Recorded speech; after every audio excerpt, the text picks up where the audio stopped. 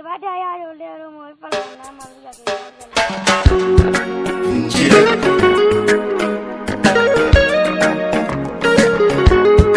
Injila gabuma. Injila.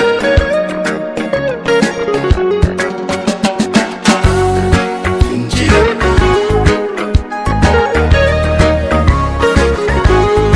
Injila gabuma.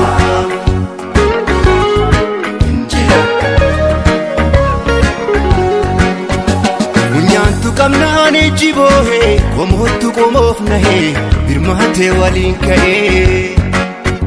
Kunyantu kamnani jibohe komotu komofnahe birmate walinkae Karataf barsisa dargaggo abdibiya dardaran shamarran ilman oromiya haqa saba affalman didan gabrumma qabso filinsan Injila gabrumma haqa saba affalman didan gabrumma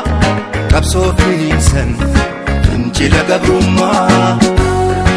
Injila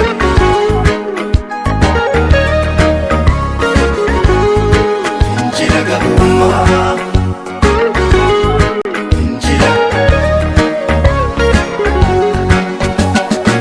Hayyotaaf beektota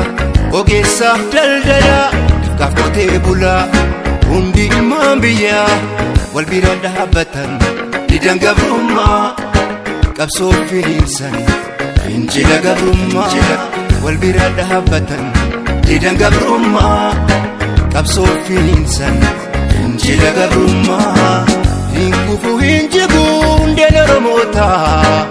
hin lafu hin badu gamtaan ilmaan gootaa hin kufu hin jigu hundeen oromootaa hin lafu hin badu gamtaan ilmaan gootaa wal bira dhaabbatan didan gabrummaa qabsoo filiinsan Injila gabrummaa wal bira dhaabbatan didan gabrummaa qabsoo filiinsan Injila gabrummaa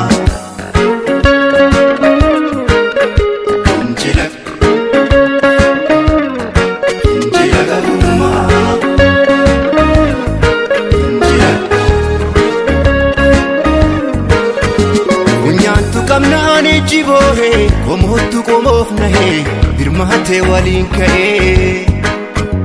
Kunyantu kamnani jibohe komotu komofnahe birmate walinkae Gadum bishese sena ragabau ifam mirkanae addunyaa nu himu biyyi keenya lafti keenya kan mormuun jiru nunaalu namni nama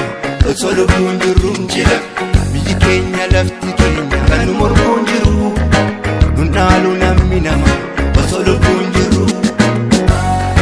Injila